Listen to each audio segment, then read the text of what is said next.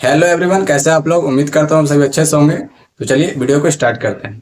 तो आज की इस वीडियो में हम बात करने वाले हैं बिहार बीएड प्रवेश परीक्षा 2025 के बारे में। ठीक है, तो जैसे कि आपको पता होगा कि पिछले बार भी ललित नारायण मिथिला यूनिवर्सिटी द्वारा इस एग्जाम को कंडक्ट कराया गया था।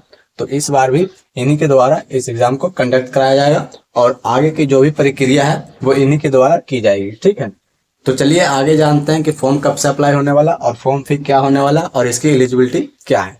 तो सबसे पहले हम समझेंगे कि फॉर्म कब से अप्लाई होना स्टार्ट हो गया। तो जैसे कि आपको पता होगा कि 4 तारीख से आपका फॉर्म फिल होना स्टार्ट हो चुका है। अगर अभी तक आपने फॉर्म नहीं भरा तो आप इस फॉर्म को जरूर भरें। तो इसका एप्लीकेशन फॉर्म जो है वो अप्लाई होना स्टार्ट हो चुका है। तो अगर आप नहीं भरे तो जल्दी से आप भर लीजिए।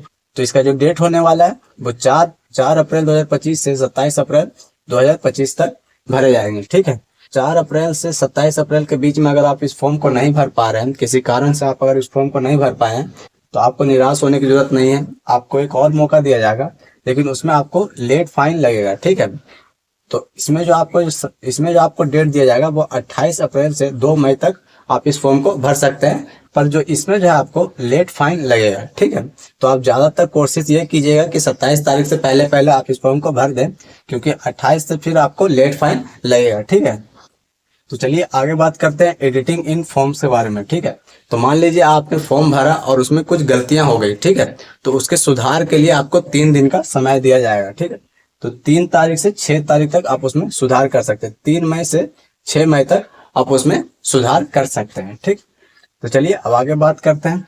तो जैसे कि नोटिफिकेशन में बताया गया है कि आपका एडमिट कार्ड भी 18 मई 2025 को आ जाएगा। तो ये कंफर्म नहीं है कि 18 मई को ही आपका एडमिट कार्ड आएगा। ठीक है, ये बस ऐसे नोटिफिकेशन में बता दिया गया है कि 18 मई 2025 को आपका एडमिट कार्ड आ जाएगा।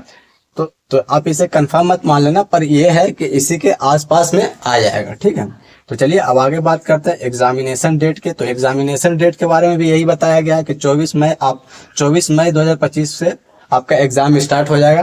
ठीक है, तो ये भी जो है ये भी कंफर्म नहीं है, बस ऐसे ही नोटिफिकेशन में बता दिया गया, पर इसे आप कंफर्म मत मान लेना। ये भी जो है कंफर्म नहीं है, ये बस ऐसे ही बता दिया गया कि इसी के आसपास आपका एग्जाम होने की संभावना होगी। ठीक है, जैसे कि डीएलएड में भी यही बताया गया था अभी कि आपका एग्जाम इतने तारीख को ये हो जाएगा। ठीक है, पर ऐसा हुआ नहीं। आप भी देख सकते हैं कि कितना डिले पे डिले हो रहा है। ठीक है, तो इसे भी आप कंफर्म मत समझना, पर यह है कि इसी के आसपास आपका एग्जाम हो।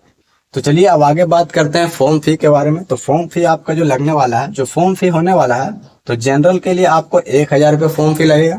तो अगर आप दिव्यांग हैं और ईडब्ल्यूएस और बीसी कैटेगरी से बिलोंग करते हैं तो आपको 750 रुपये लगेगा।